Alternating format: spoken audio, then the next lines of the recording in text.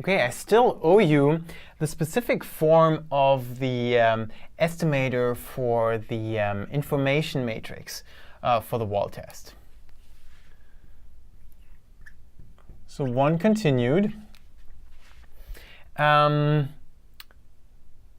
the information is, again, defined as minus, or not defined, but we can express it as minus the expectation of the Hessian of the log likelihood given one sample.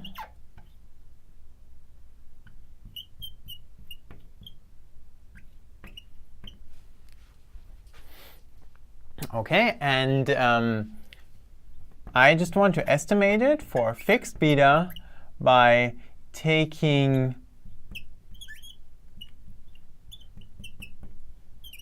an average over the IID samples that I have. So that is, I take my likelihood for one sample, plug in beta, and plug in also the ith sample, and then average, and the second derivative of this. All right, so I just want to go through the calculation of the derivatives again, because we might need it later, and to make sure that we're all on the same page. So the function is already written down here, and for n equals 1, this is equal to this without the sum. So let's calculate the derivative in the k coordinate, the kth partial derivative of L1. And let's just omit all the arguments. So differentiating this, what does this look like? This is a linear function of beta, and beta k is getting hit by xik. So this is yi xik. And then minus the derivative of the second part, which is minus 1, so minus 1 over whatever's inside the logarithm. And then chain rule, and chain rule again. And the derivative of this is, again, xik. OK, and now differentiating this a second time, because we need the Hessian, the second derivative matrix. This term goes away.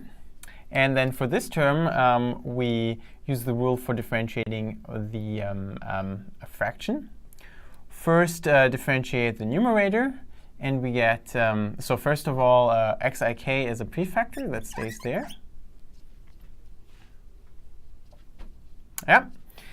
Differentiating, and there's a minus sign here coming from this one. Differentiating the numerator gives me xil, differentiating with respect to the lth coordinate, times e to the xi transpose beta, times numerator,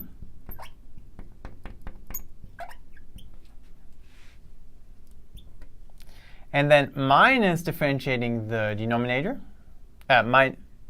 times the denominator, and then minus differentiating the denominator, gives me xil again, e to the xi transpose beta, times the numerator. And then I divide this whole expression by the denominator squared.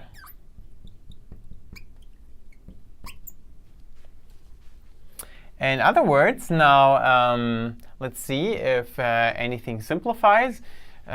So xil xi transpose beta times e to the xi transpose beta is the same as this term, so that goes away.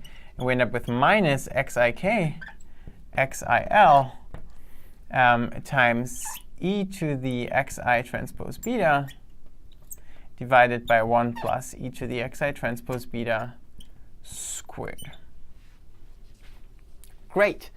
And now we see that this is actually somewhat similar. So the information matrix is just minus, so this minus sign goes away, the expectation of this. And we see that the expectation looks very much like the covariance between, so at least if they were centered, the covariance between my covariates, except that there is a scaling factor, and the scaling factor here is actually pi times 1 minus pi.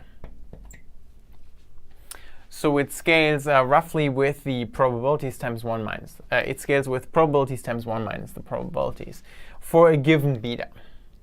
So this would be for the true beta, or the probables associated to the beta for which I calculate the likelihood. So and that means my estimator for fixed beta would look like the following. I just sum up over this, and with a minus sign, so the minus goes away. So I have 1 over n times sum over I equals 1 to n of these quantities. Yeah, and I wrote xi everywhere, but you can just as well read it as an x1. So, but now I plug in the xi sample.